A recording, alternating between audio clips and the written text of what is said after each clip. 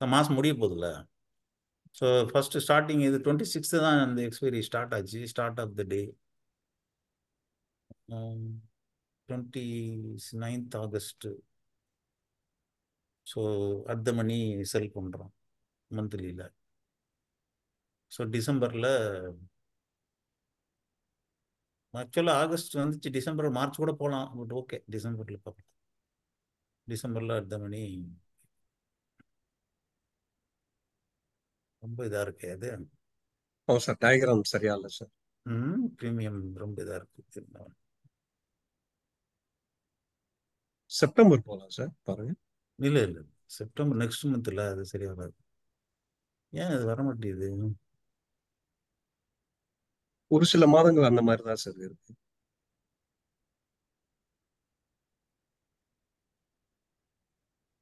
July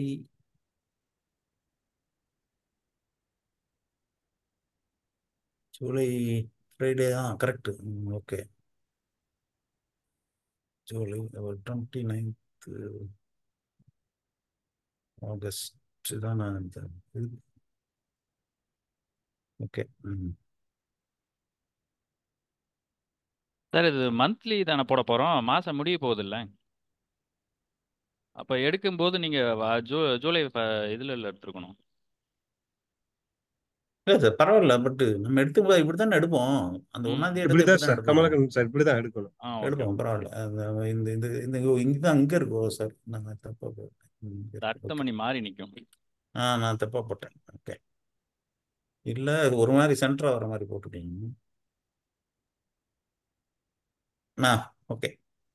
so இது வந்து டிசம்பரில் பை பண்ணுறோம், கரண்ட் மந்த்து செல் பண்ணுறோம். இது மந்த்லி ஸ்ட்ராட்டஜி. ஸோ இது நீங்கள் இப்போ நம்ம இப்போ இந்த மாதம் பார்க்கலாம், பட் இதை நீங்கள் 2 இயர்ஸ் கூட 3 இயர்ஸ் கூட டெஸ்ட் பண்ணலாம். பட் சில மாதம் லாஸ் வரும், இல்லைன்னு சொல்லலை. பட் நெட்டு வந்து அந்த வருஷம் கணக்கு பார்த்தீங்கன்னா ப்ராஃபிட்டும் ரொம்ப. இது வந்து இன்வெஸ்ட்மெண்ட் வந்து 22,000 தான் கேட்குதுங்க. மேபி ஒரு 30,000 இருக்கலாம் மார்ஜின். ஏன்னா ஹெட்ஜ் பை பண்ணுறதுனால காமிக்கும். அதனால் எனி ஸ்மால் ப்ராஃபிட் வந்து உங்களுக்கு பர்சன்டேஜ் ஆஃப் ரிட்டர்ன்ஸ் வந்து அதிகமாக காமிக்கும். ஸோ இடையில ஒரு 5% 10% வந்தால் கூட வெளியில் வந்துக்கலாம். தட் டிபெண்ட்ஸ் அப்பான் யுவர் இது கடைசி வரைக்கும் வச்சுக்கலாமா வேணாமான்றது. ஸோ இப்போ ரன் பண்ணலாம். எண்ட் ஆஃப் த டே ஒவ்வொரு டேயாக மூவ் பண்ணலாம், ஏன்னா மந்த்லி இல்லையா, அதனால்.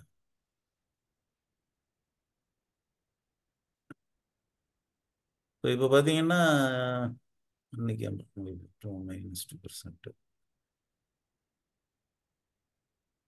இப்போ பார்த்தீங்கன்னா இப்போ 0.3 4% வந்துருச்சு.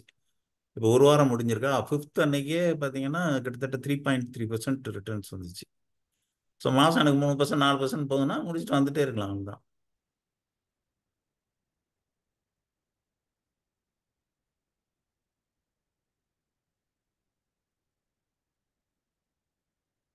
ஸோ இப்போ 10% வந்துச்சு. இப்போ அந்த ஆகஸ்ட் 9th 11.5%.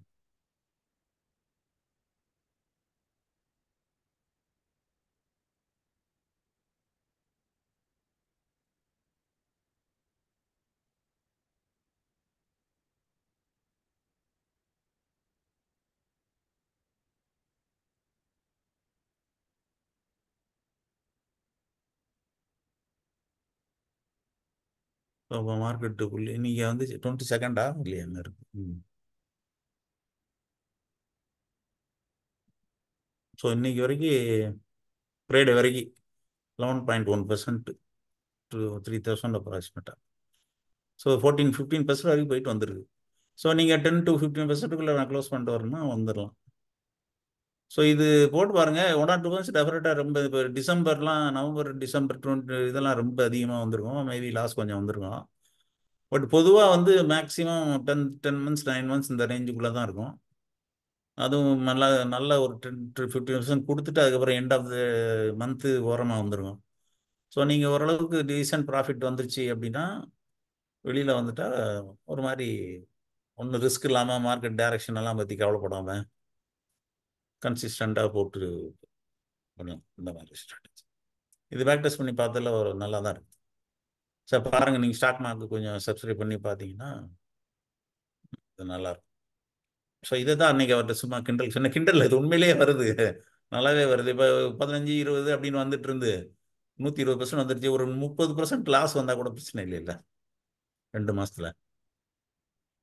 ஸோ நின்றுட்டு 50% பக்கத்தில் ப்ராஃபிட் வருஷத்துக்கு இருக்க தான் செய்யும். சுப்பு சார், ஸோ இது புட் சைடு ஆட் பண்ணி பார்த்தீங்களா? நான் புட்டு தானே இப்போ கால் போட்டேன். ஆ. புட் சைடு அதான் அந்த போடாததுக்கு ரீசன் அதான். இப்போ மார்க்கெட் திருப்பி புல்லிஷாக இருக்கும்போது உங்களுக்கு விக்ஸுனால பிரச்சனை வரும். புட் சைடும் ஓரளவுக்கு வரும், புட் சைடும் போடலாம். ஈக்குவலா வருது சார் புட் சைடு போட்டாலும். ஆ அதான். வரும் வரும் வரும். ம். பட் நான் நார்மலாக சப்போஸ் ரிவர்ஸ் ஆச்சுன்னா, சப்போஸ் ரொம்ப ரிவர்ஸ் ஆகுதுன்னா ஏற்கனவே கால் கரைஞ்சிருக்கும், பண்ணிட்டு திருப்பி அட்ஜஸ்ட் பண்ணலாம். பட் இது அட்ஜஸ்ட் பண்ணாமல் இருக்கிறது தான் எனக்கு தெரிஞ்சு பெட்டர். ஓகே. அட்ஜஸ்ட்மெண்ட்டே போடாமல் லாஸ் வந்து அக்செப்ட் பண்ணிட்டு போய்க்கணும். இல்லை இதை கிராஸ் ரொம்ப ஆகுது, நியரிங் டு த எக்ஸ்பைரினா நீங்கள் வெளியில் கூட வந்துடலாம். ம். அவ்வளோதான். ஸோ இதோட நீங்கள் தஸ்டே லெவலில் சேர்த்துக்கிட்டிங்கன்னா ரொம்ப இதாக இருக்கும். தஸ்டே லெவல் வந்து கட் பண்ணும்போது எண்ட் ஆஃப் த மந்த் ஒரு புதன்கிழமை செவ்வாய்க்கிழமையே கட் பண்ணிச்சுன்னா அது அந்த ரொம்ப ஃபால் ஆக போகுதுன்னு அர்த்தம். So you can come out. அப்படியே வந்தால் கூட அந்த மாதம் அக்செப்ட் பண்ணாங்கன்னா ஒன்றும் பிரச்சனை இல்லை. அப்படி தான் போட்டு பார்த்தது, வெளியே எதையுமே பார்க்காம ஜஸ்ட் அப்படி ரன் பண்ணி பார்த்தது. ஒரு 2 வருஷம் நல்லா அந்த 12 மாதத்தில் ஒரு 9 மந்த்ஸ் மோஸ்ட்லி ப்ராஃபிட்டில் தான் முடியுது. அதில் ஒரு 5 6 மந்த்ஸ் நல்ல ப்ராஃபிட்டில் முடியுது, ஆல்மோஸ்ட் சென்ட்ரல் முடியுது. இப்போ பாருங்களேன், சொல்ல முடியாது, இது கூட இங்கே எக்ஸ்பைரி அப்போ கூட கொஞ்சம் பின்னாடி வரலாம். நல்ல மேக்ஸிமம் ப்ராஃபிட் வர்றதுக்கும் வாய்ப்பு இருக்குது, இல்லை இது குறையிறதுக்கும் வாய்ப்பு இருக்குது. அதாவது நம்ம அதை அக்கார்டிங் டு தான் நம்ம அதை பார்க்குறோம் இல்லையா, மார்க்கெட் ட்ரெண்ட் இதை அதை வச்சு கூட ப்ராஃபிட் போகுதுன்ட்டு இல்லை. அது வந்து ரிஸ்க் இல்லாதது, ரொம்ப வந்து பார்க்க வேண்டாம், அனலைஸ் டேட்டாஸ் கூட பார்க்க தேவையில்லை, போட்டுட்டு அப்படியே அக்செப்ட் பண்ணிட்டு பார்க்க வேண்டியது. ஸோ அதுதான் அவர்கிட்ட சொன்னேன் இது. பட் உண்மையிலே நல்லா நல்லா இருக்கு இந்த ஸ்ட்ராட்டஜி, பாருங்கள்.